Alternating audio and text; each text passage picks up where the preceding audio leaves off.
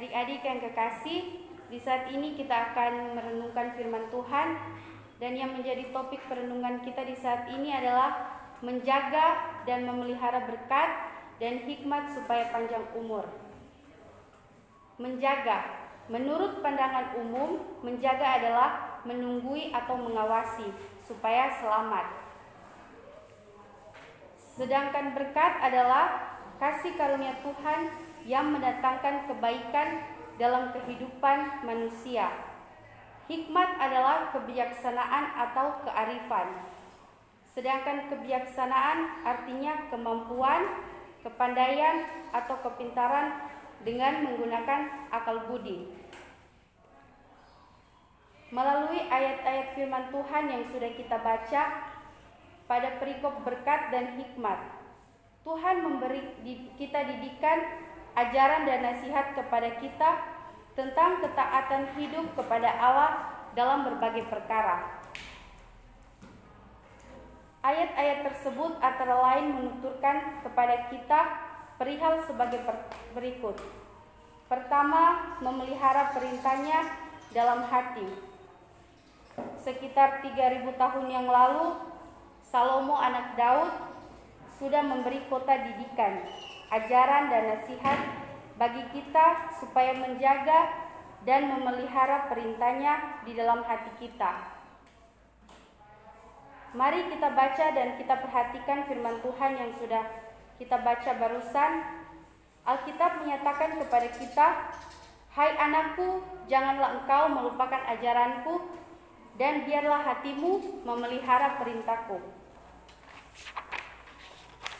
Secara implisit, ayat firman Tuhan ini mengingatkan supaya kita lebih takut akan Tuhan, supaya kita menerima firman-Nya dan menjadikannya sebagai pegangan hidup kita, supaya kita menjauhi larangannya, kemudian datang berbakti, sujud, menyembah, memuji dan memuliakan nama Tuhan.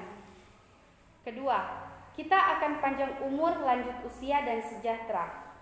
Dalam kitab Amsal 3 ayat 2 berkata, "Karena panjang umur dan lanjut usia serta sejahtera akan ditambahkannya kepadamu." Ayat firman Tuhan ini disampaikan oleh Salomo lebih kurang pada generasi ke-120 sebelum kita yang hidup pada awal abad pertama milenium ketiga. Benar, didikan dan ajaran ini disampaikan oleh Salomo pada generasi ke-120. Namun demikian, keaktualan dan relevansinya dengan kehidupan manusia pada generasi kita sungguh luar biasa. Firman Tuhan menyatakan bahwa panjang umur, lanjut usia, dan damai sejahtera akan ditambahkan kepada kita apabila kita setia memelihara perintah-Nya, bahwa menjaga dan memelihara perintah Tuhan harus kita jadikan bagian dari kehidupan kita. Firman Tuhan mendidik, mengajari, dan menasihati kita supaya kita taat dan patuh menjalani perintah-Nya, supaya kita hidup di jalan Tuhan, supaya Tuhan mengaruniai kita umur panjang, usia lanjut, sukacita, dan damai sejahtera. Karenanya kita harus menaati perintah-perintah Tuhan, supaya kita menerima dan percaya pada firman-Nya, supaya Tuhan Allah akan menambahkan hidup kekal yang penuh sukacita dan damai sejahtera di sorga. Ketiga, jangan meninggalkan kasih. Salomo juga mengingatkan supaya kasih setianya tidak meninggalkan kita. Karenanya, kalungkanlah kasih setianya pada leher kita dan menuliskannya pada loh hati kita. Demikian dinyatakan dengan firman Tuhan yang dicatat dalam Amsal 3 ayat 3-4. Alkitab mengatakan, "Janganlah kiranya kasih dan setia meninggalkan engkau, kalungkanlah itu pada lehermu, tuliskanlah itu pada loh hatimu, maka engkau akan mendapat kasih dan penghargaan dalam pandangan Allah serta manusia." Oleh sebab itu, kita harus berupaya menaati segala perintah-Nya, agar kasih setia Tuhan senantiasa melekat kepada kita. Kita harus menguatkan iman percaya kita kepadanya dengan ibadah, berdoa, pujian, dan penyembahan untuk memuliakan namanya. Karena Dia adalah Allah kita, sudah melimpahkan kasih, setia, dan kasih karunia-Nya yang tidak berkesudahan.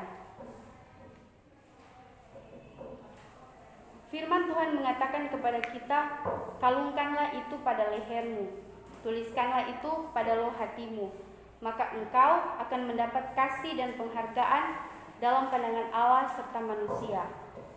Benar sekali, kalungkanlah kasih setia Tuhan pada leher kita, agar kita menjadi hiasan yang jauh lebih indah daripada kalung emas, perak, intan, dan permata yang fana. Kalungkanlah kasih setia Tuhan yang indah dan abadi pada leher kita, maka kita akan mendapat kasih dan penghargaan dalam pandangan Allah serta pandangan manusia. Lalu tuliskanlah kasih setia Tuhan pada loh hati kita, dalam jantung hati kita, dalam hati kita yang paling dalam. Jadikanlah kasih setia Tuhan sebagai pegangan hidup kita, dan nikmatilah kasih setia dan karunia Allah itu sebagai bagian kekayaan yang kekal sampai Maranatha. Keempat, percayalah kepada Tuhan. Sekarang marilah kita simak dan kita perhatikan firman Tuhan yang ditulis dalam kitab Amsal 3 ayat 5. Tuhan berfirman, percayalah kepada Tuhan dengan segenap hatimu, dan janganlah bersandar kepada pengertianmu sendiri. Ayat firman Tuhan ini mengingatkan kita, percayalah kepada Tuhan, percayalah bahwa Tuhan Allah kita adalah pencipta langit dan bumi. Ia adalah pencipta jagat raya dan segala isinya. Percayalah bahwa Allah Bapa yang kita sebut, kita sembah, kita puji dan kita muliakan dalam Yesus Kristus, Tuhan, Mesias dan Juru Selamat kita, dan semua orang yang percaya kepadanya. Yakinlah, imanilah bahwa Dia sudah melimpahkan kasih setia dan kasih karunia-Nya kepada kita dengan tidak berkesudahan. Janganlah bimbang, janganlah kita ragu, jangan pula kita gampang menyerah. Janganlah kita bersandar kepada kekuatan dan pengertian kita sendiri. Kuatkanlah iman percaya kita kepadanya, yaitu Dia anak tunggal Allah Bapa, penebus dan juru selamat manusia berdosa. Kelima, akui Dia dalam segala laku kita. Akhirnya marilah kita baca dan kita pelajari firman Tuhan yang terdapat dalam kitab Amsal 3 ayat 6. Kitab suci menyatakan kepada kita, akuilah Dia dalam segala lakumu, maka Ia akan meluruskan jalanmu. Ayat firman Tuhan ini merupakan perintah kepada kita, supaya kita mengakui Dia dalam segala perbuatan kita, supaya kita mengakui Dia sebagai Tuhan dan Juru Selamat kita di sepanjang perjalanan hidup kita. Dan percayalah bahwa Ia akan meluruskan segala jalan kita pada jalannya. Kemudian, didikan dan ajaran apakah yang dapat kita petik dari perikop berkat dan hikmat? Salomo sudah melakukan bagiannya, yaitu memberi didikan, ajaran, dan nasihat kepada kita untuk memelihara perintahnya di dalam hati, agar Ia akan menambahkan panjang umur, lanjut usia, dan sejahtera. Ia akan mengingatkan kita supaya kita tidak meninggalkan kasih setia-Nya, supaya kita mendapatkan kasih dan penghargaan Allah. Salomo juga mengingatkan kita supaya kita percaya kepada Tuhan serta mengakui Dia dalam segala langkah kehidupan kita. Sudah tentu kita percaya bahwa semua pribadi di antara kita sudah memelihara dan menjaga berkat, hikmat, dan perintahnya di dalam hati kita, agar Ia akan menambah panjang umur, lanjut usia, dan sejahtera.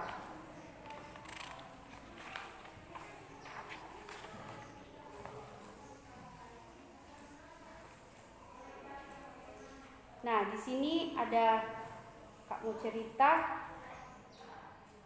tentang orang Kristen yang penuh berkat. Di suatu pagi ada seorang ibu yang membeli sayuran di pasar tradisional. Ada cukup banyak ibu-ibu yang sedang berbelanja pagi itu. Mereka semua membeli beragam sayur mayur dan saling berusaha menawar untuk mendapatkan harga yang paling murah.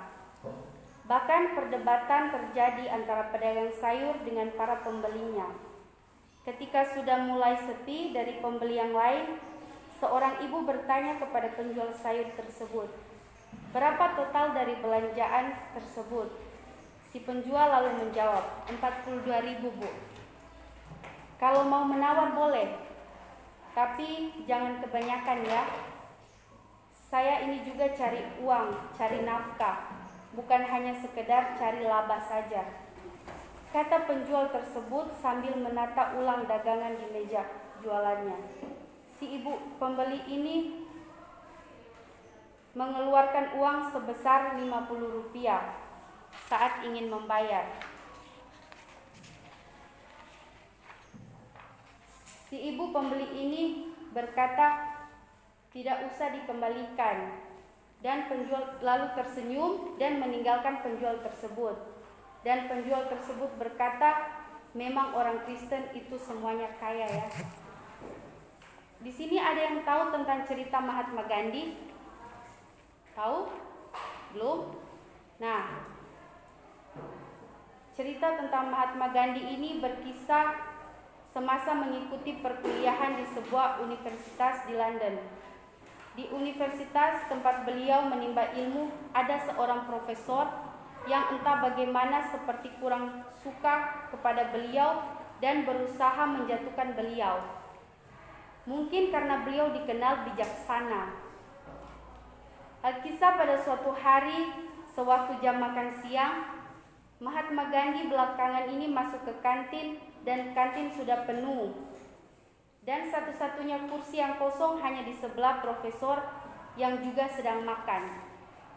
Mau tidak mau, walaupun enggan karena tahu bagaimana sikap profesor kepada beliau, namun Mahatma Gandhi menghampiri tempat itu dan duduk di sebelah profesor. Melihat hal tersebut, profesor pun merasa tidak senang dan berkata, "Sungguh tidak pantas seekor babi duduk berdampingan dengan seekor burung." Mendengar kata-kata tersebut, Mahatma Gandhi pun berdiri dan dengan tenang berkata, "Oh, saya mengerti. Jangan khawatir, Prof. Saya akan terbang sekarang juga." Mahatma Gandhi pun berlalu dan meninggalkan profesor yang terdiam menanggung malu. Niat semulanya ingin mempermalukan, tetapi karena hikmat yang dimiliki Mahatma Gandhi, ternyata kenyataan menjadi terbalik.